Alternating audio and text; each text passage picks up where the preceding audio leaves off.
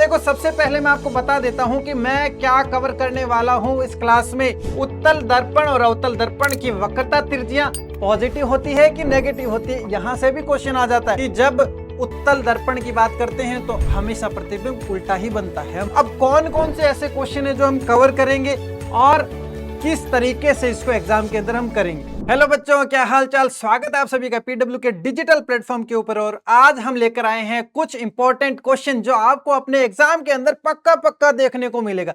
मतलब आज की जो 10 से 15 मिनट की क्लास होने वाली है वो आपके एग्जाम के ऑप्टिक्स के, ठीक है, कौन से ऑप्टिक्स के, मतलब कि प्रकाश जो हमारा टॉपिक है उससे आपके कम से कम 4 क्वेश्चन या फिर कह सकते 4 मार्क्स, 4 मार्क्स का एक मैटर करवाने वाला हूं। और सबसे बड़ी बात ये कि वो इतने इजी तरीके से कराऊंगा, इतना इजी तरीके से कराऊंगा कि आपको याद करने की जरूरत नहीं पड़ेगी। आप सीख जाएंगे, कोई भी डायग्राम आ जाए सीख जाएंगे, डायरेक्ट क्वेश्चन है डायरेक्ट कर देंगे, याद करने की जरूरत नहीं पड़ेगी। ठीक है, अब कौन कौन से ऐसे क्वेश्चन है जो हम कवर करेंगे और किस तरीके से इसको एग्जाम के अंदर हम करेंगे और कैसा क्वेश्चन आता है उसके बारे में भी मैं आपको यहां पर बताने वाला। तो बिल्कुल तैयार हो जाइए और सीट बेल्ट बांध लीजिए, हम शुरू करने वाली है हमारी सवारी।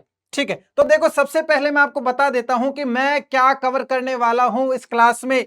मैं आपको बताऊंगा कि पेपर के अंदर 90% केस ऐसे हैं जिसके अंदर पक्का पक्का उत्तल दर्पण के प्रतिबिंब पूछे जाते हैं। मतलब क्या पूछते हैं, उसमें आरेख बनाना पूछा जाता है। देखो 100% आरेख पूछा जाता है और 90% केस के अंदर उत्तल दर्पण या फिर हम यहां पर कह सकते हैं उत्तल लेंस। ठीक है, उत्तल दर्पण या उत्तल लेंस। फिलहाल मैं आपको उत्तल लेंस के सिखाऊंगा और जबरदस्त तरीके से सिखा दूंगा, कोई दिक्कत नहीं आएगी, मजा आ जाएगा। और देखो उत्तल लेंस से प्रतिबिंब का बनना सीखेंगे। उत्तल दर्पण और अवतल दर्पण की वक्रता त्रिज्या पॉजिटिव होती है कि नेगेटिव होती है, यहां से भी क्वेश्चन आ जाता है। अगर आपको ये नहीं पता है तो आप इसके न्यूमेरिकल क्वेश्चन नहीं कर पाएंगे। तो वी कैन से कि कम से कम 2 नंबर का ये क्वेश्चन और 1 नंबर, एक नंबर के ये क्वेश्चन आप इस क्लास के अंदर सीख जाएंगे। उसके बाद में कभी पढ़ने की आपको जरूरत नहीं पड़ेगी। चलिए फिर शुरू करते हैं। ठीक है, सबसे पहले हम सीखेंगे कि उत्तल दर्पण से प्रतिबिंब का बनना। तो कुछ बेसिक चीजें मैं सिखा रहा हूं, पहले उन बेसिक चीजों को बढ़िया से सीख लेना। उसके बाद में पहले तो मैं तुम्हें बनाना सिखाऊंगा, उसके बाद में कैसे ही पलक झपकते ही उसका उत्तर बता सकते हैं वो भी मैं तरीका आपको यहां पर बताने वाला हूं। देखो सबसे पहले मैं आपको बताता हूं कि उत्तल लेंस क्या होता है। उत्तल लेंस, ठीक है, उत्तल लेंस जो होता है ना वो ऐसा होता है। ये अपना क्या है, ये अपना होता है उत्तल लेंस। कैसा बनता है उत्तल लेंस, जो इस तरीके से बनता है ये उत्तल लेंस होता है। इसके बीच में एक ऐसी रेखा होती है, क्या होती है, एक रेखा होती है। ठीक है, और यहां पर हमें हमेशा ही एक मुख्य अक्ष खींचना है। क्या खींचना है, एक मुख्य अक्ष खींचना है। ठीक है, अब देखो यहां पर क्या होता है कि यहां पर देखो ये एक समतल दर्पण, एक जो है दर्पण है, यहां पर दूसरा दर्पण है। तो 2 दर्पण जुड़कर उत्तल लेंस का निर्माण करते हैं। अगर दर्पण 2 है तो फोकस भी 2 होंगे।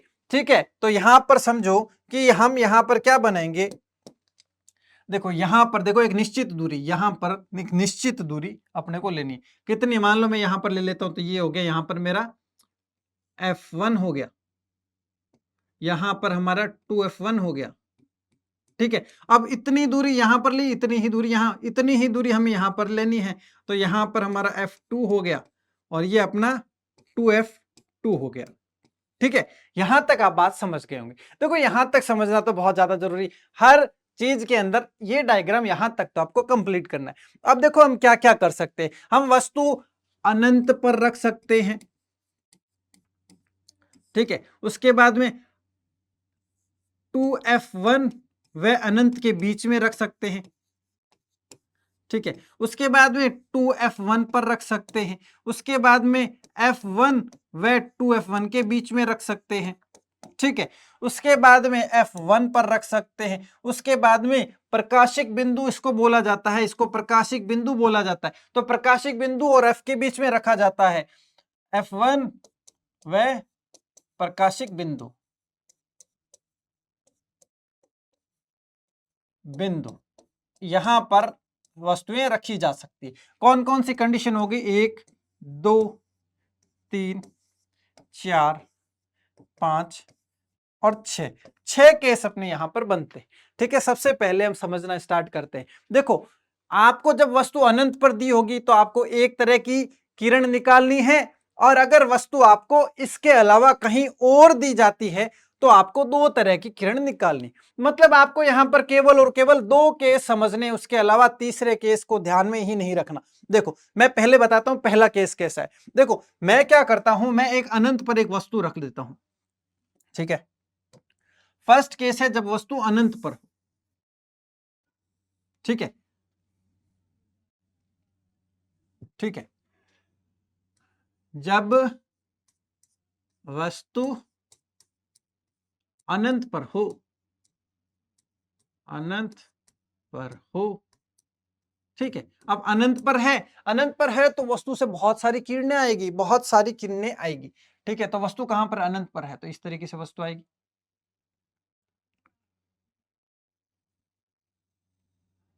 ठीक है, ये वस्तु आएगी। ठीक है, अब हमारे ऑप्टिक्स में एक नियम होता है, जब कोई किरण मुख्य अक्ष के समांतर चलती है तो अपवर्तन के बाद में फोकस से गुजरती है या फिर गुजरती हुई प्रतीत होती है। गुजरती कब है, जब यहां पर उत्तल लेंस हो तो ये निकलेगी फोकस से। ठीक है, और ये भी निकलेगी फोकस से। ठीक है, अब देखो यहां पर हमारा जहां पर दोनों रेखाएं बनती है या मिलती है या काटती है उसको ही बोला जाता है हमारा प्रतिबिंब। तो प्रतिबिंब कैसा बना, प्रतिबिंब जो बनेगा वो कहां पर बनेगा, फोकस पर बनेगा और बिंदुवत बनेगा। ठीक है, और उल्टा बनेगा। ठीक है, उल्टा बनेगा। एक चीज ध्यान रखना कि जब उत्तल दर्पण की बात करते हैं तो हमेशा प्रतिबिंब उल्टा ही बनता है। मोस्ट केस में, एक केस को छोड़ दिया जाए बाकी सभी में उल्टा बनता है। तो ये चीजें अपने को याद रखनी है। तो ये हो गया फर्स्ट केस हमारा। अब चलते हैं सेकंड केस के ऊपर। सेकंड केस होगा जब वस्तु अनंत व F1 के बीच हो। ठीक है, जब यहां पर होगा तो देखो कैसे बनेगा, वही काम, ये काम अपने को 6 बार करना है, 6 केस बनाने 6 बार करना है। ठीक है, ये देखो। ठीक है, एक उतनी ही दूरी, ये हो गया F1, उतनी ही दूरी ये हो गया 2F1, यहां पर अपना F2, यहां पर अपना 2F2। ठीक है, इस तरीके से अपना हो जाएगा। अब अपने को वस्तु अनंत व F1 के बीच में रखनी है। ठीक है, तो यहां पर रख देंगे, ये रख दी वस्तु। ठीक है, अब देखो ये वही काम करना है, एक रेखा मुख्य अक्ष के समांतर हमेशा ही डालनी है और ये फोकस से गुजर जाती है। ठीक है, और सेकंड किरण अपने को कौन सी, मैं बता रहा ना सेकंड केस, अब ये सेकंड केस है। ठीक है, इसमें अपने को एक रेखा जो है वो कहां निकालनी है, प्रकाशिक बिंदु से निकालनी। तो ये देखो,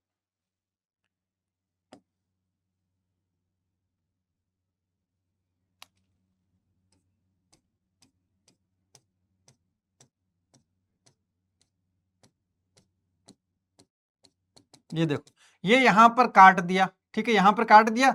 अब देखो प्रतिबिंब कैसा बनता है, प्रतिबिंब उल्टा बनता है। ठीक है, ये वस्तु इतनी थी, ये छोटा बन रहा है, छोटा बनता है। F2 व 2F2 के बीच में बनता है। देखो कहां याद करने की जरूरत है, सीधा हो रहा है अपने तो, है ना। ठीक है, उसके बाद में थर्ड केस क्या बनता है, जब वस्तु कहां पर हो, F1 पर हो। जब वस्तु कहां पर हो, F1 पर हो, तो देखो क्या प्रतिबिंब बनेगा और कहां पर बनेगा, या इसको कर लो 2F1 पर, है ना। ठीक है, ये ऐसे लाइन खींच दी। ठीक है, यहां पर वही अपना F1 है, यहां पर अपना 2F1 है, यहां पर अपना F2 है, यहां पर अपना 2F2 है। ठीक है, यहां तक एकदम क्लियर सारी चीजें। ठीक है, उसके बाद में देखो वस्तु 2F1 पर, यहां पर वस्तु रखी और यहां पर अपनी एक लाइन जो बीच में बनाते हैं वो बनाई। ये एक रेखा जाएगी, सभी में जाएगी, ये सभी के इसके अंदर जाएगी और गुजरेगा कहां से, ये गुजरेगा F2 से। ठीक है, उसके बाद में अगली वही प्रकाशिक बिंदु से निकालनी है, प्रकाशिक बिंदु से निकालनी है।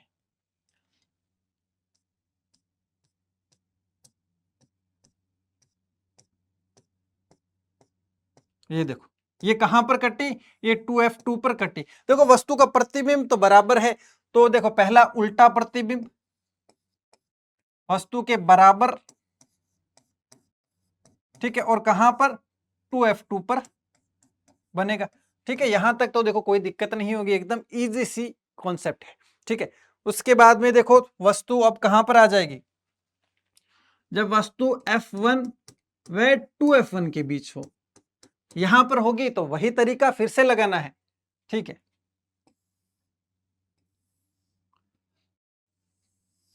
ठीक है, ये देखो ये बीच में लाइन आ गई। उसके बाद में यहां पर वही F1 बनाना है, वही 2F1 बनाना है, यहां पर F2 बनाना है, यहां पर 2F2 बनाना है। अब बहुत सिंपल सी चीज वही करनी है अपने को फिर से। ठीक है, क्या करना है, वस्तु F1 और 2F1 के बीच में, तो यहां पर रखेंगे वस्तु, एक किरण जाएगी और ये फोकस से गुजर जाएगी, एक वस्तु एक किरण फिर से जाएगी जो प्रकाशिक बिंदु से गुजर जाएगी। ठीक है, तो ये देखो ये थोड़ी सी क्या बन रही है, कहां पर बन रही है, 2F2 के पीछे। ठीक है, कैसी, उल्टा, और साथ ही साथ में प्रतिबिंब कैसा बन रहा है, बड़ा। देखो इतना वस्तु था, इतना बन गया, तो बड़ा प्रतिबिंब कैसा बन जाएगा, बड़ा प्रतिबिंब। मतलब 2F2 के बाद में 2F1 पर वस्तु रखने के बाद में प्रतिबिंब बड़ा होना स्टार्ट हो जाता है। ठीक है, उसके बाद में नेक्स्ट चलते हैं, जब वस्तु F1 पर रखी जाएगी। अब वस्तु कहां पर होगी, वस्तु हो जाएगी अपनी F1 पर, तो वही सेम काम अपने को करना है। क्या करना है, सेम काम करना है। ठीक है, यहां पर एक डॉटेड लाइन। ठीक है, अब देखो यहां पर F1, यहां पर 2F1, यहां पर F2, यहां पर 2F2। अब वस्तु कहां पर रखी गई, वस्तु रखी गई इस बार F1 पर, ये लो F1 पर। ठीक है, वही काम करना है, एक किरण गई और F2 से निकल गई, उसके बाद में एक किरण जाएगी जो प्रकाशिक बिंदु से निकल जाएगी, प्रकाशिक बिंदु से निकल जाएगी।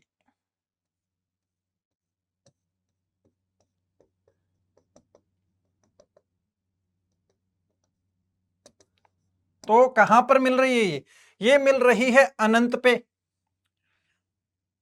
प्रतिबिंब कहां पे बन रहा है, देखो प्रतिबिंब कहां पे, अनंत पे, अनंत पर अत्यधिक बड़ा।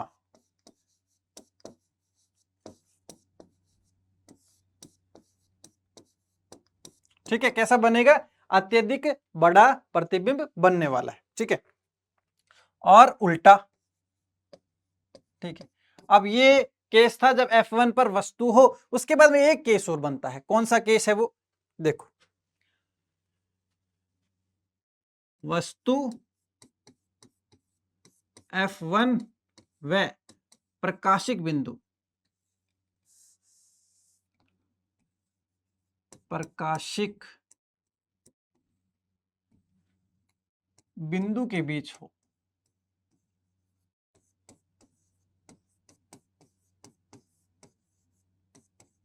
ठीक है, अब देखो इसमें क्या होगा, वही काम करना है। यहां पर एक लेंस बनाया, ठीक है, यहां पर एक लाइन बनाई, और ये हो गया F1, ये हो गया अपना 2F1, ये हो गया F2, ये हो गया 2F2। ठीक है, अब वस्तु अपने को कहां पर रखनी है, वस्तु जो अपने को रखनी है वो रखनी है अपने दोनों के बीच में, यहां पे। यहां पर जैसे ही वस्तु रखेंगे एक किरण आएगी और F2 से निकल जाएगी। ठीक है, अब उसके बाद में एक चीज ध्यान रखने वाली, अब अपने को निकालनी किससे, प्रकाशिक बिंदु से।